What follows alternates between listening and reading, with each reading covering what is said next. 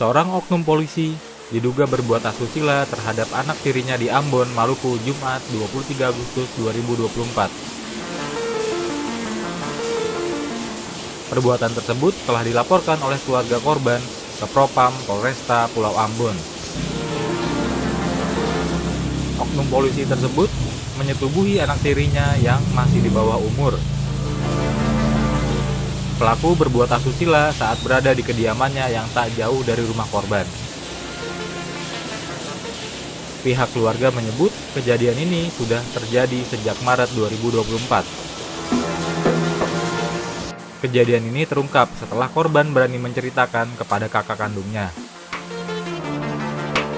Keluarga korban menyebut bahwa pelaku masih berkeliaran hingga saat ini. Nah, setelah kejadian pelaku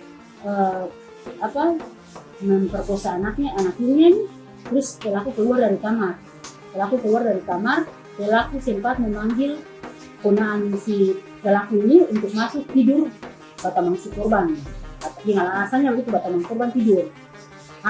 Di dalam kamar itu si korban mulai curhat ke ponaannya pelaku nih, bilang kalau pelaku melakukan hal yang tidak wajar. Pokoknya bahasa Ambon bilang dia naik beta, antua naik beta, gitu. Terus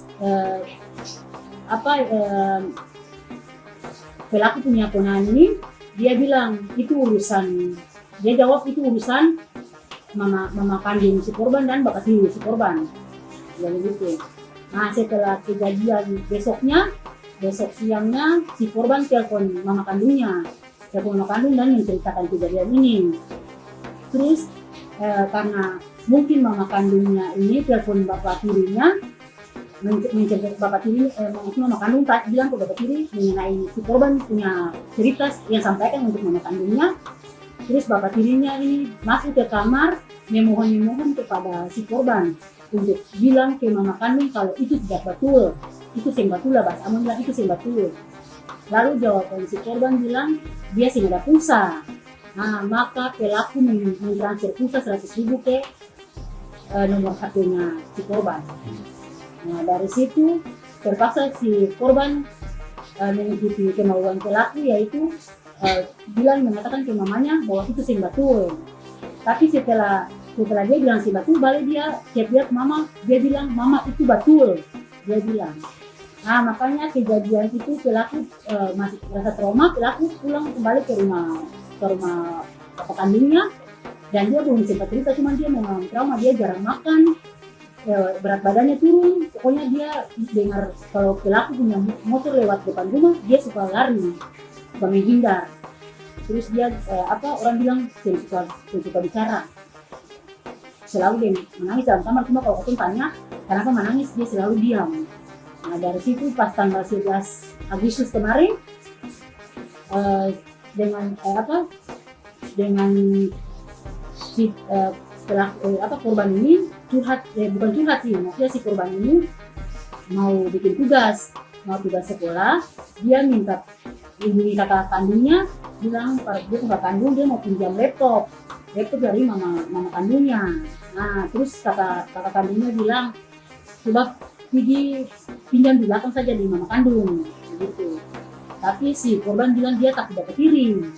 Lalu si kakak korban tanya, barang kenapa tak dapat kirim? Terus dia bilang dia punya kisah kayak dia bilang dia punya kisah kayak di film-film. Lalu kakak korban tanya, kisah apa yang kayak di film-film? Terus dia bilang bapak tiri perkosa anak tiri. Terus kakak kandungnya ini mungkin berpikiran maksud ini apa? Terus dia tanya maksudnya kenapa? Terus korban bilang pelaku naik betawi, begitu. Jadi pelaku naik dia, begitu bahasa kamu bilang. Setelah itu kakak korban datang ke rumah hari jam 12 malam. Jam 12 malam datang cerita buat ketemu keluarga, maka ketemu keluarga berinisiatif untuk pergi ke Polda. Karena itu ketemu lapor ke Polda.